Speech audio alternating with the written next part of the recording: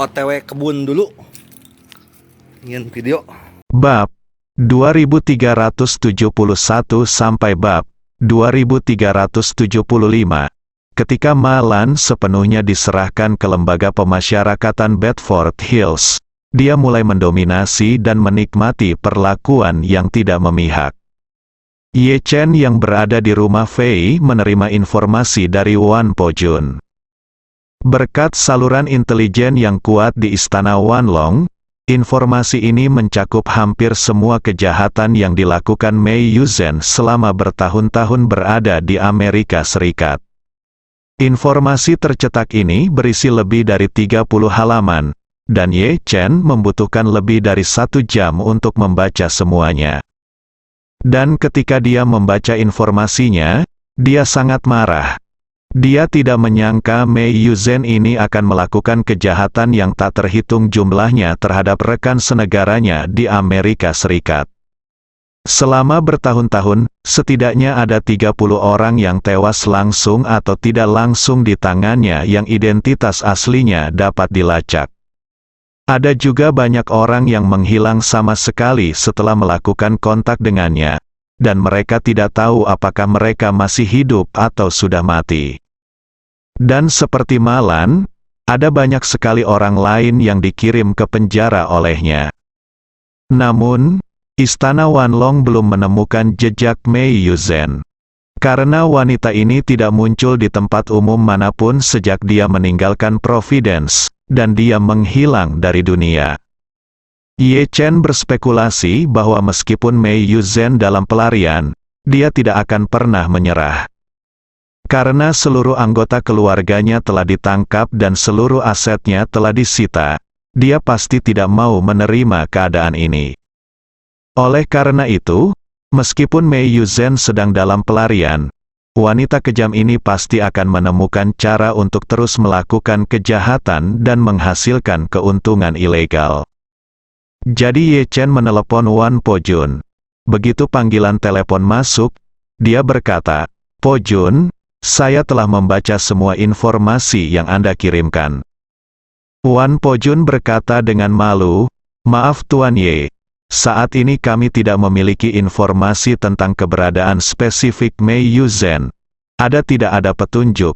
Tapi jangan khawatir. Saya telah memberitahu semua informan istana Wanlong di Amerika Serikat. Selama saya menemukan jejak Mei Yuzhen, saya akan memahami trennya sesegera mungkin." Ye Chen berkata, "Saya sekarang curiga bahwa Mei Yuzhen dia mungkin akan segera melakukan kejahatan lain. Dan sekarang dia harus menemukan cara untuk mengikuti petunjuknya." Wan Pojun berkata tanpa daya, di bagian Amerika Serikat ini, sebagian besar kota belum mencapai cakupan pengawasan 100%, daerah pinggiran kota pedesaan, dan sistem transportasi yang terhubung dengan baik. Belum lagi internet, dan yang paling parah adalah lebih dari 90% jalan raya mereka gratis. Tidak adanya gardu tol berarti tidak ada sistem untuk mencatat dan menghitung kendaraan yang melaju di jalan raya, jadi sulit juga bagi kami untuk menangkap pergerakan mereka setelah meninggalkan Providence. Ye Chen berpikir sejenak dan berkata, meskipun Mei Yuzhen dan yang lainnya telah menghilang dari dunia, tujuan mereka adalah masih di sana, selama mereka tidak berhenti sepenuhnya. Kami dapat menemukan petunjuknya. Setelah mengatakan itu, Ye Chen berkata lagi, "Pojun, tolong segera minta orang dari Providence untuk menyelidiki semua catatan sosial wanita ini selama periode ketika Mei Yuzhen alias Chen Liping. Saya ingin tahu bahwa dia telah melakukan kontak mendalam dengannya. Selama dia memiliki kontak mendalam dengan orang Tionghoa manapun, ada kemungkinan besar dia adalah targetnya. Kita bisa mulai dari targetnya, dan mungkin kita bisa mengetahui keberadaannya." Wan Pojun buru-buru berkata, "Baiklah. Tuan, bawahan saya akan melakukannya sekarang." 1 jam kemudian, Ye Chen menerima telepon balik dari Wan Pojun. Di telepon, Wan Pojun berkata kepada Ye Chen, "Tuan Ye, Orang-orang kami telah menyelidiki di Providence dan menemukan bahwa Mei Yuzhen telah mempertahankan kontak yang relatif dekat dengan setidaknya 6 orang Tionghoa setempat. Namun, sejak ibu mertua Anda mengalami kecelakaan, setelah itu, dia kehilangan kontak dengan orang-orang ini. Ye Chen bertanya, apa identitas ke-6 orang ini? Apa latar belakang mereka? Wan Pojun berkata, pada dasarnya, mereka mirip dengan ibu mertuamu. Mereka semua datang ke Amerika Serikat untuk mengunjungi kerabat. 4 di antaranya sudah memesan tiket untuk kembali ke Tiongkok dan akan kembali ke Tiongkok dalam beberapa bulan ke depan. Namun, ada seorang wanita tua di antara mereka yang berimigrasi lebih awal, dan panggilan tersebut catatan antara Mei Yuzhen dan dia adalah 6 orang ini yang paling banyak di antara individu. Nyonya tua, Ye Chen bertanya dengan rasa ingin tahu, apakah wanita tua itu juga target mereka untuk mengangkut barang selundupan? Wan Pojun berkata, ini belum pasti. Ye Chen berkata, saya kira begitu. Menentukan ini sangat sederhana. Anda dapat menyelidiki catatan penerbangan wanita tua ini dengan maskapai penerbangan dalam beberapa tahun terakhir untuk melihat apakah dia sering kembali ke Tiongkok dan kapan terakhir kali dia kembali ke Tiongkok. Oke, Wan Pojun segera berkata, tunggu sebentar, saya akan membiarkan para peretas mengambil informasi dari celah dalam sistem penerbangan sipil. Setelah mengatakan itu, Wan Pojun memberikan beberapa instruksi kepada orang-orang di sekitarnya, dan dikurang dari 1 menit, dia berkata kepada Ye Chen, Tuan Ye, saya sudah memeriksanya di sini, dan ini agak aneh, wanita tua ini belum kembali ke Tiongkok setidaknya selama 20 tahun, dan dia belum pernah terbang dengan pesawat dalam 20 tahun terakhir. Aneh, Ye Chen mengerutkan kening dan berkata, seseorang yang belum terbang selama 20 tahun, dan juga seorang wanita tua, apa nilainya bagi Mei Yuzhen? Saya tidak tahu, Wan Pojun berkata dengan tergesa-gesa, saya akan segera mengirim seseorang untuk mendekati orang ini. Nyonya tua, tolong selidiki situasinya dengan hati-hati. Ye Chen berkata, tidak perlu repot. Tolong bantu saya memeriksa komposisi keluarga wanita tua ini. Wan Pojun berkata, Tuan Ye, saya punya informasi di sini. Nama istrinya adalah Zhou Bihua. Dia berusia 73 tahun. Dia hanya memiliki 1 putra, yang berusia 40 tahun ini. Putranya adalah pelajar internasional yang disponsori pemerintah pada tahun-tahun awal, dan kemudian berimigrasi ke Amerika Serikat. 20 tahun yang lalu, dia juga membawanya dari Tiongkok. Tetapi putranya istri datang ke sini sendirian, dan anak saya istri harus pergi. Ye Chen bertanya lagi, apakah Anda sudah menemukan alamat rumah mereka? Mari kita lihat tingkat komunitas apa rumah mereka di Providence, Wan Pojun. Kemudian dia menjawab, Tuan Ye, di mana wanita tua itu tinggal? Providence adalah komunitas yang relatif kumuh. Sebagian besar orang Tionghoa setempat tidak tinggal di sana. Sebagian besar orang yang tinggal di sana adalah orang Hispanik dan Afrika. Ye Chen mau tidak mau merasa sedikit gelisah. Terkejut, dia merenung, benda ini agak aneh, secara logika. Situasi keluarga wanita tua ini seharusnya sangat rata-rata, dan dia mungkin tidak memiliki kerabat langsung di negara tersebut, dan tidak mungkin untuk kembali ke negara tersebut. Apa tujuan Mei Yuzhen mendekatinya? Ini saya bahkan tidak memikirkannya. Wan Pojun berkata, saya juga menemukan video pengawasan wanita tua itu. Dia masih bekerja di sebuah restoran Cina. Dia masih bekerja di usia yang sangat tua. Dilihat dari situasinya, itu pasti sangat sulit bagi keluarganya. Ye Chen mengerutkan kening dan terus bertanya, di mana putranya? Karena putranya adalah siswa internasional yang disponsori pemerintah sebelumnya. Dia pasti telah lulus dari universitas bergengsi. dan penghasilannya tidak dapat dihitung.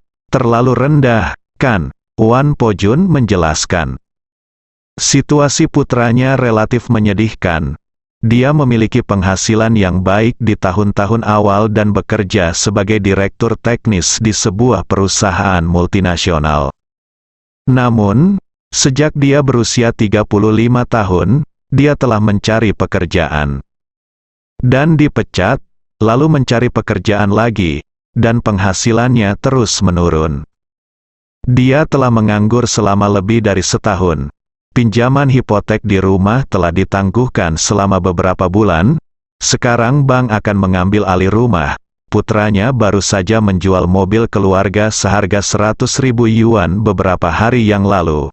Mobil bisnis Miles dijual, dan sekarang dapat dikatakan bahwa keluarganya benar-benar miskin. Saya tidak tahu mengapa seorang siswa berprestasi yang lulus dari universitas bergengsi berada dalam kesengsaraan seperti itu. Ye Chen berkata dengan enteng, situasi ini masih sangat umum terjadi di perusahaan besar. Untuk beberapa perusahaan besar, karyawan yang lebih tua memiliki gaji yang sangat tinggi karena mereka telah bekerja terlalu lama dan memiliki terlalu banyak senioritas. Dan karena mereka lebih tua, tubuh sudah sangat tekor. Ada keluarga dan rumah yang perlu dikhawatirkan, sehingga tidak mungkin bekerja keras, dan kemampuan belajarnya tidak sebaik anak muda. Untuk perusahaan-perusahaan besar ini, jika orang-orang parubaya ini adalah digantikan oleh kaum muda, tidak hanya biayanya yang dapat dikurangi secara signifikan, tetapi kaum muda yang baru juga sangat termotivasi dan dapat memeras mereka selama lebih dari 10 tahun. Saat dia berbicara, Ye Chen menambahkan. Dulu seperti itu orang parubaya dipecat. Ketika Anda dipekerjakan kembali, tingkat gaji akan anjlok. Kaum muda akan mendapat gaji lebih tinggi saat mereka berganti pekerjaan. Sementara sebagian besar orang paruh baya akan mendapat gaji lebih rendah saat mereka berganti pekerjaan. Wan Po-jun mengambil itu dengan serius dan menghela nafas. Kapitalis memang semuanya yang paling kejam. Saat dia mengatakan ini, Wan Po-jun memikirkan sesuatu dan berkata dengan cepat, "Oh, ngomong-ngomong, saya baru saja memeriksa sistem penerbangan sipil. Putra Zhou Bihua ini punya memesan tiket untuk terbang ke Meksiko lusa. Mungkin Anda harus pergi ke Meksiko untuk bekerja." Ye Chen bahkan lebih terkejut, pergi ke Meksiko untuk bekerja. Tempat itu jauh lebih miskin daripada Amerika Serikat, dan itu dianggap sebagai tempat tanpa hukum. Bagaimana orang normal bisa pergi bekerja di sana dari Amerika? Saya tidak yakin tentang ini. Wan Po-jun berkata, saya juga menemukan catatan pemeriksaan fisik putranya minggu lalu. Itu dilakukan di rumah sakit di Providence. Pemeriksaan fisik yang didaftarkan adalah pemeriksaan fisik ketenaga kerjaan. Seharusnya karena saya baru melakukannya ketika saya sedang mencari pekerjaan. Ye Chen bersenandung dan tidak terlalu memikirkannya. Di pertama, namun, dia tiba-tiba teringat sesuatu dan berkata, Po-jun, informasi yang baru saja Anda berikan kepada saya menunjukkan bahwa banyak orang yang melakukan kontak dengan Mei Yuzhen menghilang begitu saja dan keberadaan mereka tidak diketahui, bukan, ya, Wan? Po-jun berkata, orang-orang ini terdaftar sebagai orang hilang dalam sistem kepolisian, dan tidak ada satupun dari mereka yang ditemukan. Ye Chen mengerutkan kening dan tiba-tiba berkata, cepat periksa orang-orang yang hilang ini dan lihat file mereka. Ini menunjukkan di mana mereka menghilang, dan fokus pada memeriksa apakah mereka pernah ke Meksiko sebelum menghilang. Karena keterbatasan waktu dan terlalu banyak petunjuk intelijen yang perlu diverifikasi, ketika anak buah Wan Po-jun menanyakan tentang orang-orang hilang tersebut, mereka hanya menemukan status hilang orang-orang tersebut di sistem kepolisian AS. Namun, mereka tidak menyelidiki lebih jauh detail spesifik hilangnya mereka atau di mana mereka menghilang. Namun, Ye Chen sangat menyadari keanehan tersebut, dan selalu merasa tidak normal jika putra Zhou Bihua pergi ke Meksiko saat ini. Oleh karena itu, secara tidak sadar ia juga merasa bahwa orang-orang yang hilang dan tidak diketahui keberadaannya kemungkinan besar ada hubungannya dengan Meksiko. Wan Pojun juga sangat efisien. Dalam waktu singkat, dia meninjau berkas kasus orang hilang ini secara mendetail, dan kemudian berkata kepada Ye Chen dengan heran, "Tuan Ye, orang-orang ini sebenarnya ada dihilang di Meksiko." Mata Ye Chen berbinar dan dia dengan cepat bertanya, "Lihat di mana mereka menghilang di Meksiko dan dengan siapa terakhir kali mereka berhubungan, Wan?" Pojun buru-buru berkata, "Saya ingin memeriksa secara detail berkas kasus yang dilaporkan setelah orang-orang ini menghilang dan melihat transkrip pengakuan yang diberikan oleh keluarga mereka." "Oke," Ye Chen mendesak, "temukan beberapa orang lagi untuk ditonton bersama. Saya akan menunggu kabar Anda." "Bawahanku patuh." Wan Pojun menutup telepon Ye Chen, lalu mengajak banyak analis intelijen dari Istana Wanlong untuk melakukan peninjauan mendetail terhadap arsip puluhan orang. Pada akhirnya, mereka sampai pada kesimpulan bahwa hampir semua orang hilang semuanya terkait dengan Meksiko, dan tanpa terkecuali, mereka semua menghilang di kota-kota pelabuhan Meksiko yang lebih kebetulan lagi adalah informasi yang diberikan kembali kepada polisi oleh keluarga mereka mengatakan bahwa alasan mereka pergi ke Meksiko adalah mereka pergi ke Meksiko untuk melamar pekerjaan sebagai pelaut. Dan menurut reaksi mereka, mereka semua berhubungan dengan orang Tionghoa yang sangat cakap dan memilih karir sebagai pelaut berdasarkan rekomendasinya. Karena orang Tionghoa tersebut memberitahu keluarganya bahwa pekerjaan sebagai pelaut sangat sulit. Ini adalah kerja keras. Anda mungkin mengembara di laut selama setengah tahun atau bahkan hampir sepanjang tahun, tanpa bisa menghubungi keluarga Anda. Konon juga setelah beberapa orang ditugaskan di kapal penangkap ikan, mereka melaut selama lebih dari setahun. Keluarga orang hilang sudah melakukan pengaturan sebelum pemberangkatan, konstruksi psikologis, sehingga ketika mereka masih tidak bisa menghubungi orang hilang selama setengah tahun bahkan setahun, mereka tidak merasakan sesuatu yang aneh sama sekali, ketika waktunya tiba jauh lebih lama dari yang diharapkan, mereka merasa ada yang tidak beres dengan masalah ini. Pada saat itu, setidaknya 1 tahun telah berlalu, kadang-kadang bahkan 1,5 tahun, pada saat ini, ketika anggota keluarga ini pergi ke Tiongkok untuk menanyakan situasinya, pihak lain tidak dapat dihubungi lagi. Anggota keluarga menyadari ada sesuatu yang tidak baik, jadi mereka pergi menemui orang Tionghoa itu lagi. Ketika polisi menelepon polisi, kasus tersebut telah melewatkan waktu terbaik untuk penyelidikan. Terlebih lagi, sejak itu semua korban hilang di Meksiko. Meskipun polisi ingin mengungkap masalah ini dan melakukan penyelidikan menyeluruh, mereka tidak mampu melakukannya.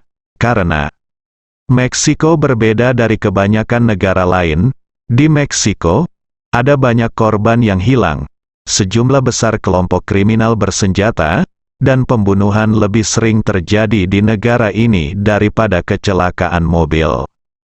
Di tempat ini, jumlah anggota kelompok kriminal bahkan lebih banyak. Ada lebih banyak tentara dan polisi daripada di seluruh Meksiko. Dan jumlahnya hampir sama, semuanya bersenjata lengkap. Pemerintah dan polisi tidak punya cara untuk menghadapinya. Tidak hanya itu, kelompok kriminal Meksiko telah terungkap berkali-kali di negara tersebut.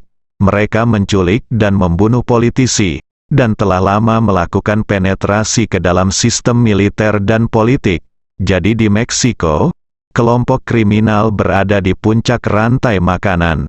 Tidak peduli apakah itu polisi dan tentara negara tersebut, atau polisi dan FBI di Amerika Serikat dan Kanada, mereka tidak dapat mendeteksi mereka.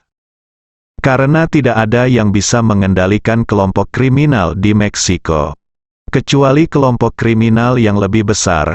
Oleh karena itu, ketika orang Amerika ini menghilang di Meksiko, sulit bagi polisi AS untuk melakukan penyelidikan mendalam, sehingga pada akhirnya pada dasarnya menjadi kasus yang belum terpecahkan. Ketika Wan Po-jun melaporkan informasi ini kepada Ye Chen tidak bisa menahan diri untuk tidak bergumam pada dirinya sendiri. Aneh, jika mereka menipu orang untuk pergi ke Meksiko dan kemudian membiarkan mereka kembali ke Amerika Serikat dengan membawa barang selundupan dari Meksiko, saya akan baik-baik saja dengan itu. Bisa dimengerti. Tapi setelah mereka menipu orang ke Meksiko, mereka langsung menghilang. Ini agak aneh. Nilai apa yang bisa mereka ciptakan bagi mereka dengan menipu orang-orang ini ke Meksiko? Wan Po-jun berkata. Tuan Ye, bawahan saya tidak memikirkannya untuk sementara waktu, dan saya menemukan sebuah karakteristik. Situasi keluarga semua orang yang hilang di Meksiko sangat mirip dengan putra Zhou Bihua. Mereka semua adalah jenis individu dan orang-orang yang keluarganya akan bangkrut atau sudah bangkrut. Terus terang saja, mereka yang tertipu untuk pergi ke Meksiko semuanya adalah orang-orang miskin. Ya, Ye Chen berkata dengan ekspresi serius. Meksiko sudah terbelakang. Biaya tenaga kerja di tempat itu seharusnya sangat rendah. Jika kita bersusah payah menipu orang agar bekerja sebagai buruh gratis di Meksiko, itu sepertinya beberapa keuntungan lebih besar daripada kerugiannya. Iya, Wan Po-jun juga sangat setuju dan berkata, tidak peduli bagaimana Anda melihat logika ini, sulit untuk konsisten. Mereka adalah sekelompok orang yang mencari keuntungan. Tetapi mereka telah memilih sekelompok korban yang tidak mempunyai keuntungan yang dapat diperoleh. Ye Chen berkata dengan tenang. Jika Anda ingin tahu trik apa yang mereka mainkan, cara terbaik adalah pergi ke Meksiko secara langsung. Karena itu, Ye Chen bertanya kepada Wan Po-jun, kemana putra Zhou Bihua pergi di Meksiko? Wan Po-jun berkata, Tijuana, Meksiko. Kota ini adalah kota perbatasan di Meksiko, sangat dekat dengan Los Angeles. Ye Chen tersenyum tipis dan berkata, pesawatnya lusa, kan? Iya. Wan Po-jun berkata, penerbangan akan dilakukan lebih awal lusa.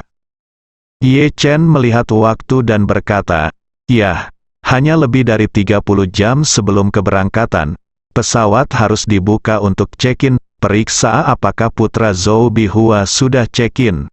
Lalu lihat dia. Jika tidak, belikan aku tiket pesawat dan pilihlah untuk tinggal di sebelahnya. Wan Po-jun bertanya dengan heran. Tuan Ye, apa yang kamu lakukan? Ye Chen berkata sambil tersenyum, jika kamu tidak masuk ke sarang harimau, kamu tidak akan mendapatkan anak harimau. Karena kamu tidak mengerti mengapa mereka ingin menipu orang agar pergi ke Meksiko, maka tentu saja kamu punya untuk masuk jauh ke dalam sarang harimau dan mencari tahu apa yang terjadi. Saat dia berbicara, Ye Chen menambahkan, tempa satu set dokumen identitas untuk saya. Gunakan semua informasi identitas putra Zhou Bihua, dan kemudian ganti semua foto dengan foto saya. Kemudian Anda akan mengirim seseorang untuk menunggu di bandara di Tijuana. Ketika saya turun dari pesawat bersama putra Zhou Bihua, Anda berpura-pura menjadi orang Mei Yuzhen dan menjemputnya terlebih dahulu. Lalu saya berpura-pura menjadi identitasnya dan pergi menemui penghubung Mei Yuzhen di Meksiko. Wan Po-jun berkata tanpa sadar. Tuan Ye, jika Anda ingin mengetahuinya, mengapa tidak meminta bawahan Anda pergi ke Meksiko atas nama Anda? Ye Chen berkata dengan tenang, tidak, kamu juga memiliki misimu. Wan Po-jun buru-buru berkata, tolong beri saya perintah Tuan Ye. Ye Chen berkata, Anda segera mengirim 100 tentara elit dari Istana Wanlong ke Meksiko. dan bersiap untuk merespons kapan saja di Meksiko. Saya pikir Mei Yuzhen tidak dapat dipisahkan dari kelompok kriminal di Meksiko, dan dia kemungkinan besar akan melarikan diri ke Meksiko. Jika ini masalahnya, bersiaplah terlebih dahulu untuk menyingkirkan dia dan pendukungnya di Meksiko. Setelah mendengar perintah Ye Chen, Wan Pojun berkata tanpa ragu, "Tuan Ye, jangan khawatir. Bawahan saya akan segera mengirimkan tentara elit dan jenderal dari Istana Wanlong ke Meksiko. Selama Tuan Ye memberi perintah, Buddha akan menjadi dibunuh dan Tuhan akan dibunuh, Tuhan."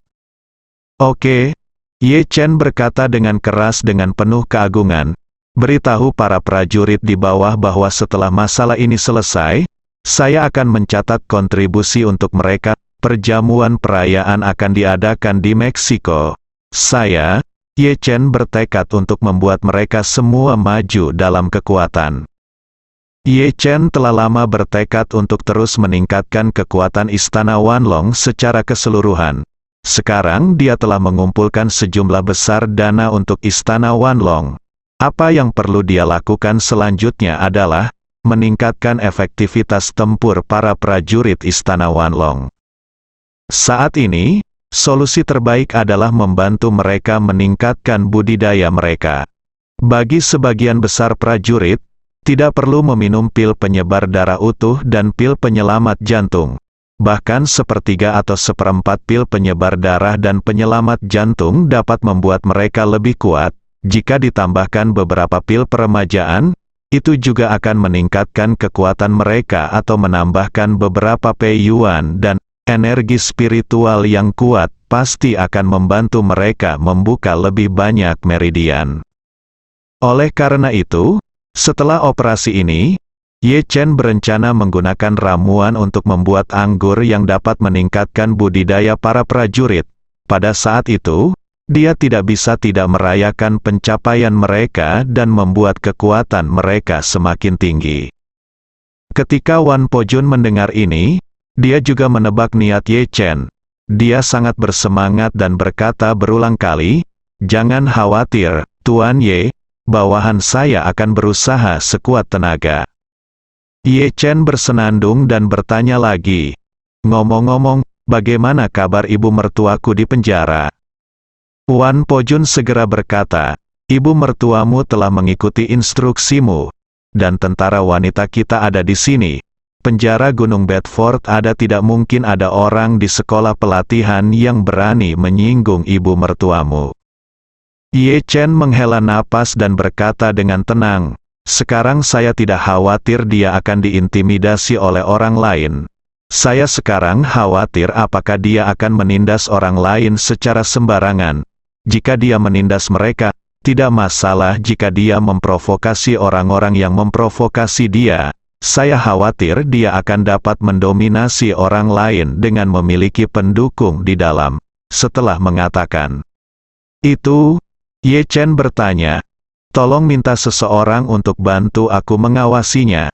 Jangan biarkan dia itu keterlaluan." "Oke." Wan Pojun berkata dengan hormat, "Tuan Ye, tolong jangan khawatir. Saya akan mengatur semuanya di penjara." "Itu bagus," Ye Chen berkata sambil tersenyum. "Kalau begitu sampai jumpa di Meksiko lusa." "Baiklah." Wan Pojun berkata dengan sedikit khawatir, "Tuan Ye, bawahan saya sangat mengkhawatirkan sesuatu." Ye Chen berkata, "Katakan." Wan Pojun berkata dengan hormat, "Tuan Ye, apa rencana Anda kali ini? Pergi ke Meksiko dan berpura-pura menjadi putra Zhou Bihua. Tetapi bawahan saya merasa ini mungkin sulit dilakukan. Jika penghubung mereka di Meksiko sudah mendapatkan informasinya sebelumnya, saya khawatir mereka akan dapat mengidentifikasi Anda secara sekilas. Itu palsu. Kalau begitu, rencana tindak lanjut tidak akan bisa dilanjutkan." Ye Chen tersenyum dan berkata, "Saya tidak yakin tentang ini sekarang. Jadi saya akan bertaruh saja. Anda dapat bertaruh bahwa penghubung mereka hanya mengetahui putra Zhou Bihua. Nama dan wajah mereka tidak diketahui. dan Anda juga dapat bertaruh bahwa kontak mereka orang tersebut relatif buta terhadap orang Asia dan tidak dapat melihat petunjuk apapun, sehingga memungkinkan saya untuk melewatinya. Pada titik ini, Ye Chen menyembunyikan senyumnya dan berkata dengan serius, "Bagaimana jika tidak masalah jika mereka benar-benar bisa melihatnya sekilas padaku? Aku punya cara lain untuk memastikan rencanaku berjalan lancar. Ini bukan pertama kalinya Ye Chen pergi jauh ke belakang garis musuh. Ketika dia pergi ke markas Hamid di Suriah sendirian, sebagai orang Asia Timur, hampir semua orang yang melihatnya di tempat seperti itu akan sangat waspada.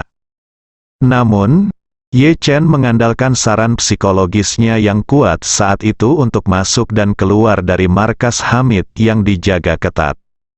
Oleh karena itu, ia merasa ketika turun dari pesawat di Meksiko, jika orang yang dihubungi mengetahui bahwa ia palsu, ia mungkin akan memberinya petunjuk psikologis agar ia secara tidak sadar dapat mempercayainya. Bagaimanapun, tujuan sebenarnya Ye Chen adalah menggunakan Mak Comblang untuk membawanya ke base camp lawan di Meksiko. Hanya dengan sampai di base camp lawan dia bisa mengetahui siapa pendukung Mei Yuzhen di Meksiko, dan trik serta aktivitas apa yang dia lakukan di Meksiko. Pada saat yang sama, fasilitas pemasyarakatan Bedford Hills. Setelah Malan menikmati pijatan seluruh tubuh dari 7 atau 8 orang, dia merasa sangat nyaman hingga dia merasa seperti berada di surga. Tapi Chloe yang mendominasi sebelumnya sungguh menyedihkan. Mengikuti permintaan Malan, dia mulai mencubit kaki semua orang di sel secara bergantian. Hingga lampu penjara dimatikan, hanya 4 atau 5 orang yang ditawan. Melihat dia hendak tidur, Malan berkata kepada Chloe dengan suara dingin, "Kamu bisa menahanku sampai besok pagi. Jika kamu berani bermalas-malasan, aku akan menghajarmu sampai mati." Chloe mengangguk sambil menangis. Dan tersedak, "Aku tahu, aku pasti tidak akan malas." Malan mendengus, lalu menunjuk ke tempat tidurnya yang basah dan berkata dengan dingin, "Ini semua mahakaryamu, kamu bisa tidur di tempat tidur ini mulai sekarang." "Tempat tidur? Aku akan tidur di tempat tidurmu." Chloe tidak berani berkata lebih banyak, dan berkata dengan cepat, "Baiklah, Ms. Ma, aku akan menuruti perintahmu." Malan merasa sedikit tidak senang saat memikirkan itu tempat tidurnya basah, dan runcing mereka yang sebelumnya adalah anak buah Chloe berkata dengan suara dingin, "Kalian, biarkan aku menyirami tempat tidurmu sebelum kamu tidur malam ini. Mulai sekarang, tuangkan 2 baskom air sebelum tidur setiap malam, dan lalu biarkan aku tidur selama 3 hari berturut-turut, ya Tuhan." Setelah mengatakan itu, dia menatap Chloe lagi dan berkata dengan dingin, "Mulai besok, kamu juga akan membiarkan aku tidur di tempat tidur yang basah kuyup. Mereka akan tidur selama 3 hari, dan kamu akan tidur selama 10 hari untukku." Semua orang ketakutan. Seluruh tubuh gemetar, meski cuaca kini sudah menghangat. Tidur di kasur yang basah kuyup tetap saja tidak nyaman setengah mati, bukan? Dan dia harus tidur selama 3 hari berturut-turut. Jika dia tidur selama 3 hari ini kemungkinan besar dia akan terkena rematik di sekujur tubuhnya. Chloe bahkan lebih terpukul. 3 hari untuk orang lain, 10 hari untuk diriku sendiri. Apa konsep 10 hari? Saat itu saya masih lumpuh di tempat tidur. Memikirkan hal ini, dia segera memohon belas kasihan dengan air mata dan ingus di hidungnya. "Bu Ma, keadaanku sudah sangat menyedihkan. Tolong biarkan aku pergi. Jika aku diizinkan tidur di tempat tidur yang sudah direndam selama 10 hari lagi, aku khawatir, aku tidak akan bisa bangun dari tempat tidur lagi." Malan tertawa berlebihan dan berkata dengan nada menghina, "Aduh, Kenapa kamu begitu takut sampai kamu tidak bisa untuk bangun dari tempat tidur ketika aku sampai di sini? Mengapa kamu tidak takut ketika kamu sampai di sini? Tidak bisakah aku bangun dari tempat tidur?" Saat dia berbicara, Malan berkata dengan wajah dingin, "Kami memiliki pepatah lama di Tiongkok. Jangan lakukan kepada orang lain apa yang kamu tidak ingin orang lain lakukan kepadamu. Ini semua adalah idemu sendiri, dan aku hanya menganggapnya sebagai ideku sendiri. Cara memperlakukan seseorang adalah dengan memperlakukan orang tersebut. In analisis terakhir, saya harus berterima kasih atas kreativitas Anda sendiri. Kalau tidak, jika Anda membiarkan saya memikirkannya selama seminggu, saya tidak akan bisa memikirkan metode penyiksaan seperti itu." Chloe mendengar ini pada titik ini. "Saya hancur dan menangis." Malan melihat wajahnya dan berkata dengan dingin, "Menangis? Jika kamu menangis, aku akan menambahkan lebih banyak waktu. Jika 10 hari tidak cukup, maka 15 hari. Jika 15 hari tidak cukup, maka 30 hari. Mari kita lihat caranya lama kamu bisa menangis."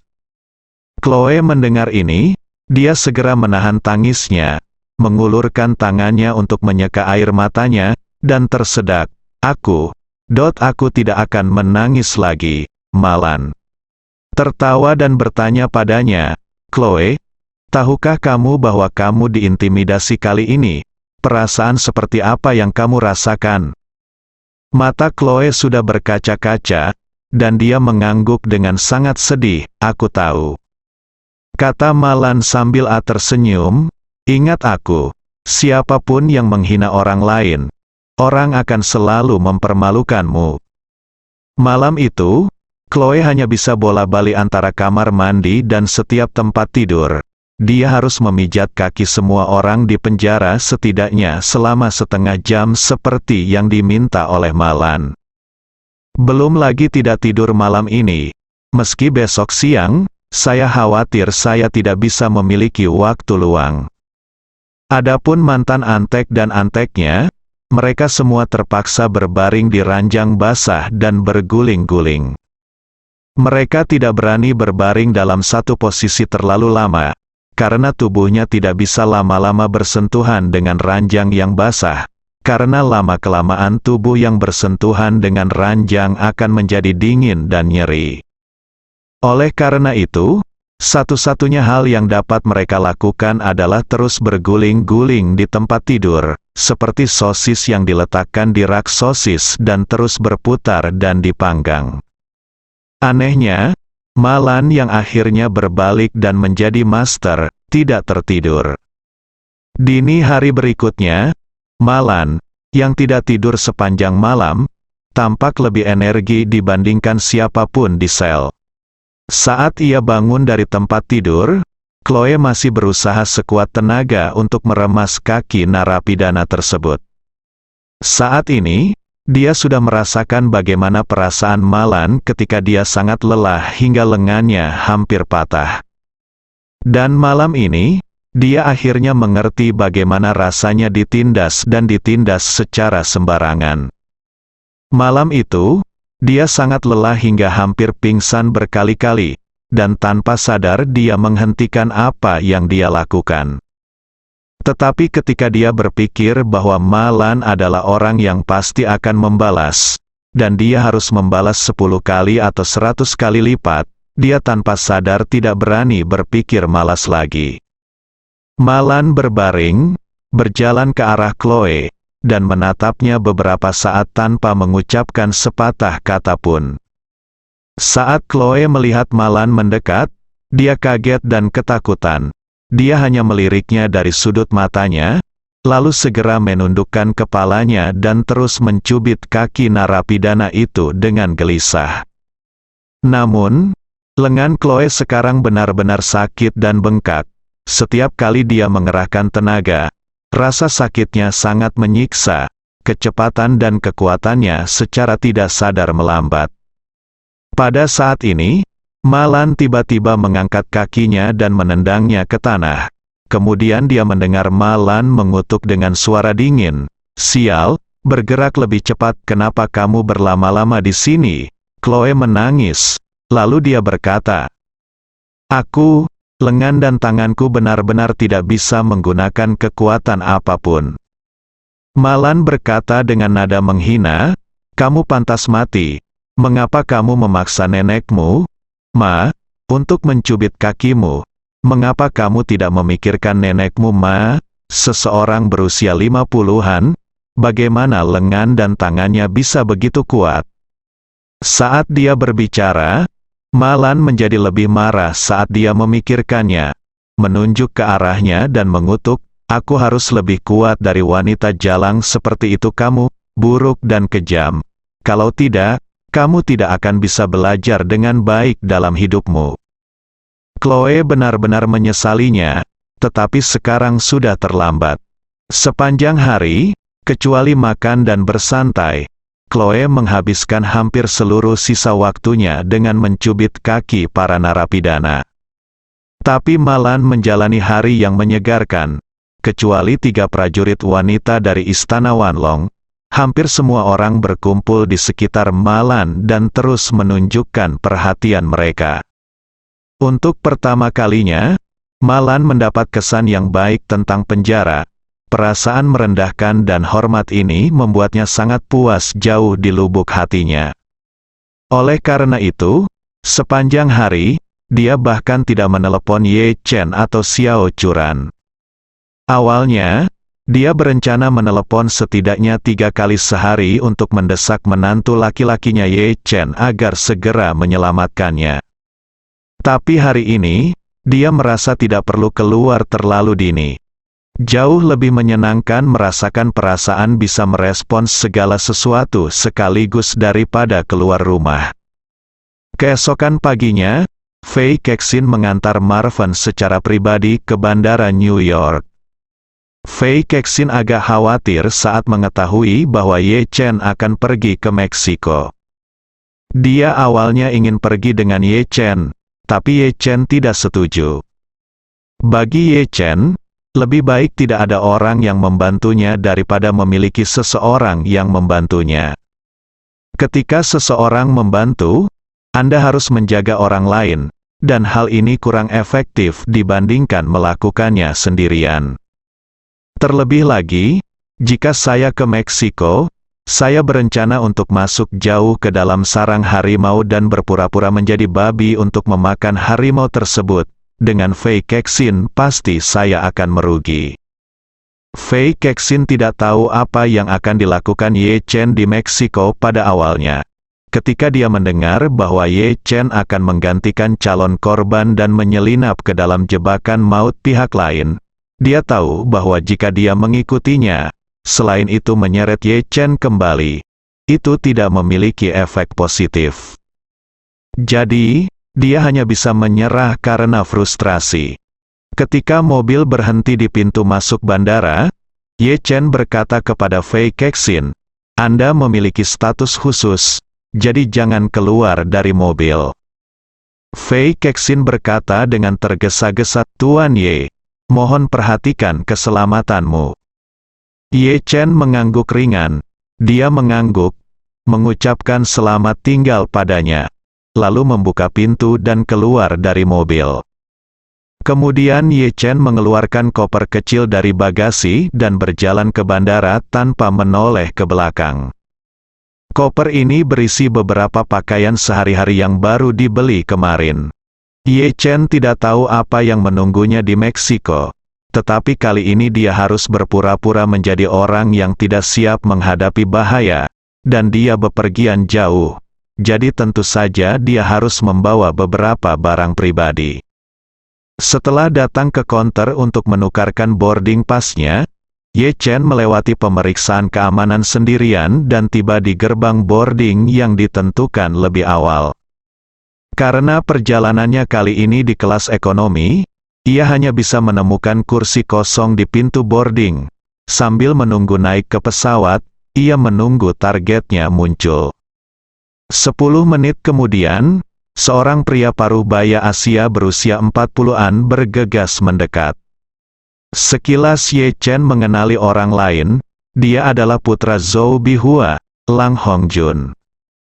Lang Hongjun, seperti Ye Chen, membawa koper berukuran 20 inci, tetapi dia memiliki tas bahu yang lebih menonjol daripada Ye Chen. Lang Hongjun, yang berusia 40-an, terlihat sedikit lebih tua. Tidak hanya rambutnya yang mulai memutih, tetapi wajahnya juga memiliki lebih banyak kerutan dibandingkan teman-temannya. Terlihat dari keadaan orang tersebut secara keseluruhan bahwa Lang Hongjun seharusnya berada pada titik terendah dalam hidupnya.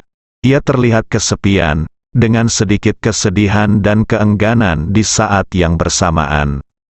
Saat ini, hanya tersisa 5 menit sebelum boarding dimulai, dan beberapa penumpang yang cemas sudah mengantri di gerbang boarding. Lang Hongjun pun menyeret kopernya dan mengantri di ujung antrian. Melihat hal tersebut, Ye Chen segera berdiri, menarik kopernya dan berbaris di belakang Lang Hongjun. Kemudian, dia berpura-pura penasaran dan bertanya kepada Lang Hongjun dalam bahasa Mandarin, "Apakah kamu orang Tionghoa?" "Tidak," Lang Hongjun menggelengkan kepalanya dan berkata kepada Ye Chen dengan sangat serius, "Saya orang Tionghoa Amerika dan telah dinaturalisasi selama bertahun-tahun, ya." Ye Chen sedikit mengernyit. Tampaknya Lang Hongjun tampaknya lebih peduli tentang masalah kewarganegaraan. Jadi dia bertanya dengan rasa ingin tahu, "Apakah Anda berimigrasi ke sini melalui pekerjaan?" Lang Hongjun meluruskan kerah kemejanya. Dia berkata dengan sedikit kebanggaan, "Saya adalah pelajar internasional yang disponsori pemerintah, tetapi karena prestasi saya yang luar biasa, Amerika Serikat memberi saya kesempatan bagus untuk langsung mendapatkan kartu hijau. Jadi saya langsung memilih belajar di Amerika Serikat." Ye Chen mengangguk. Faktanya, Ye Chen telah membaca semua informasi Lang Hongjun. Alasan mengapa dia bertanya lagi hanya untuk mengambil kesempatan untuk mengenalnya, dan omong-omong, dia juga mengambil kesempatan untuk memahami kepribadian orang tersebut selama obrolan. Ye Chen mau tidak mau merasa sedikit jijik di dalam hatinya ketika dia melihat bahwa dia sangat memperhatikan kewarganegaraannya dan dia sangat bangga ketika berbicara tentang statusnya sebagai pelajar internasional yang disponsori pemerintah. Faktanya, dia tidak terlalu menyukai orang seperti ini. Memang banyak lulusan universitas bergengsi di China. Begitu pula para mahasiswa luar negeri yang kuliah di luar negeri dengan biaya negara, yang akhirnya memilih tinggal di luar negeri. Konon ada puluhan ribu lulusan Tsinghua yang memilih tinggal di Silicon Valley, di Amerika Serikat. Tentu saja, tinggal atau keluar sepenuhnya terserah pada keinginannya sendiri. Tetapi situasi Lang Hongjun berbeda dari banyak orang lainnya. Bagaimanapun, dia adalah pelajar luar negeri yang disponsori pemerintah yang menghabiskan uang negara untuk belajar di luar negeri. Dia harus kembali untuk mengabdi pada Ibu Pertiwi setelah ia meraih kesuksesan dalam studinya. Namun ia memilih langsung tinggal di Amerika Serikat. Perilaku ini tidak baik dari segi karakter, sehingga sulit bagi Ye Chen untuk menyukainya di dalam hatinya. Oleh karena itu, dalam beberapa kata, dia merasa sedikit jijik dengan Lang Hongjun. Namun, dia tidak terlalu emosional, tetapi dengan sengaja memuji pihak lain. Dikatakan bahwa nilai siswa luar negeri yang disponsori pemerintah sangat tinggi. Anda benar-benar luar biasa. Mendengar pujian Ye Chen, kebanggaan di wajah Lang Hongjun adalah melampaui kata-kata. Tetapi sikapnya terhadap Ye Chen sangat ramah, dan dia berkata sambil tersenyum, "Di era kita, persyaratan untuk siswa internasional yang disponsori pemerintah memang sangat tinggi, dan hanya ada beberapa tempat di setiap sekolah." Ye Chen mengangguk. Dia bertanya dengan rasa ingin tahu, "Ngomong-ngomong, untuk apa kamu pergi ke Meksiko? Apakah kamu pergi untuk urusan bisnis atau berbisnis?" Ekspresi Lang Hongjun tertegun sejenak. Lalu dia berkata dengan tidak wajar, Aku akan bekerja. Kalau soal pekerjaan, ekspresi Lang Hongjun jelas agak tidak wajar. Tepatnya, ia yang semula sangat bangga dengan statusnya sebagai mahasiswa internasional yang disponsori pemerintah, tiba-tiba merasa minder karena disebut-sebut akan bekerja di Meksiko. Ye Chen sangat menyadari perubahannya, mengingat dia telah berganti pekerjaan selama bertahun-tahun dan penghasilannya semakin rendah, dan kemudian dia benar-benar menganggur selama lebih dari setahun. Bisa ditebak bahwa perjalanannya ke Meksiko kali ini waktu pasti karena paksaan, sebuah pilihan tak berdaya dalam hidup. Jadi dia menghela nafas pelan dan berkata, "Melihatmu, saudaraku, kamu pasti tidak punya pilihan selain pergi ke Meksiko untuk bekerja. Sebenarnya, saya sama seperti kamu. Saya tidak ingin pergi ke Meksiko kecuali saya harus melakukannya." Lang Hongjun bertanya kepadanya dengan rasa ingin tahu. "Apa yang akan kamu lakukan di Meksiko?" Ye Chen berkata dengan santai, "Saya belum tahu apa yang bisa saya lakukan di sana. Tetapi visa saya di Amerika akan segera habis masa berlakunya. Saya awalnya berpikir untuk menyamar dulu. Tetapi baru-baru ini Biro Imigrasi menemukan bahwa pemeriksaan imigrasi ilegal sangat ketat. Seorang paman saya baru saja dideportasi beberapa waktu yang lalu. Jadi saya berpikir untuk meninggalkan Amerika Serikat sebelum visa saya habis masa berlakunya." Lang Hongjun bertanya dengan bingung. "Bolehkah saya tidak bisa bertahan hidup di Amerika Serikat? Kembali ke Tiongkok. Meskipun lingkungan dalam negeri tidak sebaik di Amerika Serikat, namun jauh lebih baik daripada di Meksiko," kata Ye Chen dengan sedikit malu. "Sejujurnya, saya keluar karena saya tidak bisa tinggal di negara ini lagi. Saya berhutang banyak di Tiongkok, dan jika saya kembali sekarang, saya mungkin ditangkap." Mendengar ini, Lang Hongjun tersenyum dan berkata, "Kamu meminjam uang untuk melarikan diri, kan?" Ye Chen tertawa 2 kali dan berkata dengan canggung, "Saya meminjam terlalu banyak, dan ditambah dengan manajemen yang buruk, defisitnya agak besar, dan saya tidak mampu membayarnya kembali, jadi saya hanya bisa keluar untuk menghindari pusat perhatian." Mengatakan itu, Ye Chen berkata, "Ves bertanya dengan rasa ingin tahu, saudaraku, karena kamu adalah pelajar luar negeri yang disponsori pemerintah, kamu pasti seorang siswa kelas atas, bakat akhir, kan? Kenapa kamu masih pergi ke tempat seperti Meksiko? Dibandingkan dengan Amerika Serikat, itu hanya 1 hari saja." Lang Hongjun tampak sedikit dia berkata dengan kesepian, "Tidak. Saya semakin tua, di negara seperti Amerika Serikat, jika Anda belum mencapai kebebasan finansial sebelum usia 35 hingga 40 tahun, kemungkinan besar Anda akan disingkirkan oleh kapitalis. Sekalipun Anda memiliki pengalaman kerja yang kaya, apa yang dapat Anda lakukan? Gaji anak muda 1/4 atau bahkan 1/5 dari gaji Anda, dan mereka berani bekerja keras. 1 orang tidak bisa dibandingkan dengan Anda, tapi gabungan 2 orang lebih baik dari Anda. Bukan, 3 tukang sepatu masih bisa bertahan." Zhuge Liang, ya. Setelah mengatakan itu, Lang Hongjun menghela nafas. "Jika Anda adalah orang TI seperti kami, akan selalu ada teknologi baru yang keluar. Kami, karyawan yang lebih tua, tidak dapat mempelajari teknologi baru juga. Anak muda, mudah untuk dihilangkan." Ye Chen mengangguk dan bertanya dengan berpura-pura penasaran, "Karena saya bekerja di bidang IT, saya khawatir tidak akan ada pembangunan di tempat seperti Meksiko, bukan? Apakah ini perubahan dari industri?" Lang Hongjun menghela nafas, melambaikan tangannya dan berkata, "Hei, lupakan saja, ini hanya makan santai, jadi jangan sebutkan itu." Melihat bahwa dia tidak ingin mengatakan apa-apa, Ye Chen tidak bertanya ada pertanyaan lagi untuk beberapa saat. Saat ini, penerbangan sudah mulai naik, mereka berdua melewati gerbang satu demi satu dan berjalan menuju kabin. Lang Hongjun memilih tempat duduk dekat jendela untuk dirinya sendiri. Nomor tempat duduknya adalah 39A. Dia berjalan di depan Ye Chen.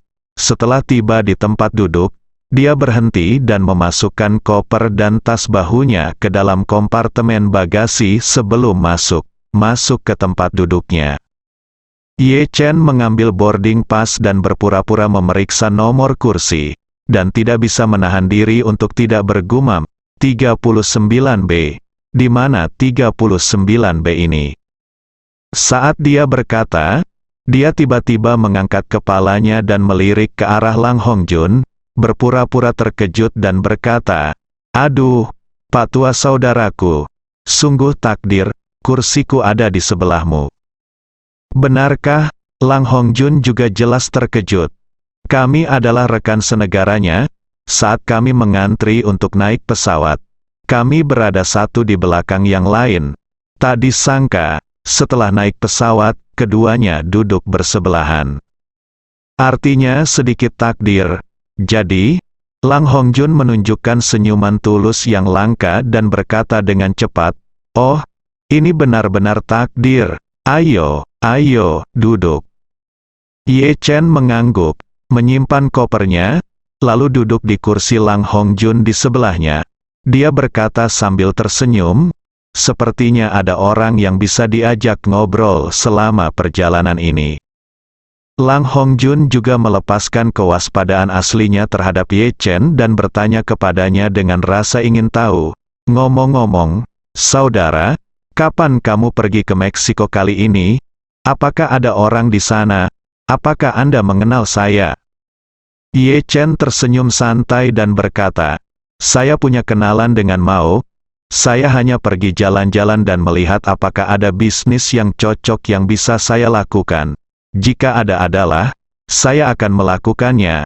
Jika tidak ada saya akan kembali." Lang Hongjun dia bertanya dengan rasa ingin tahu, "Apakah kamu tidak takut kreditor mencarimu ketika kamu kembali?" Ye Chen melambaikan tangannya. China telah tumbuh begitu besar sehingga tidak ada orang yang terkubur di Laos. Jika waktunya tiba, cari tempat untuk menetap dulu. Mungkin akan ada kesempatan untuk kembali. Jika waktunya tiba, saya akan melunasi utangnya, dan mungkin saya bisa pulang ke rumah dengan pakaian bagus. Setelah mengatakan itu, Ye Chen memandang Lang Hongjun dan bertanya lagi, "Ngomong-ngomong, saudara, apa sebenarnya yang akan kamu lakukan di Meksiko? Apakah ada cara untuk memberikannya padaku? Perkenalkan aku." Lang Hongjun menghela nafas dan berkata sambil tersenyum mencela diri sendiri, "Aku tidak punya cara apapun. Selama masih ada cara, saudaraku, aku tidak akan meninggalkan istriku dan anak-anak dan lari ke tempat neraka di Meksiko itu." Saat dia berbicara, Lang Hongjun merendahkan suaranya dan berkata kepada Ye Chen, "Izinkan saya memberitahu Anda sesuatu dari hati saya. Dalam bahasa Mandarin kami, Meksiko adalah tempat tanpa hukum.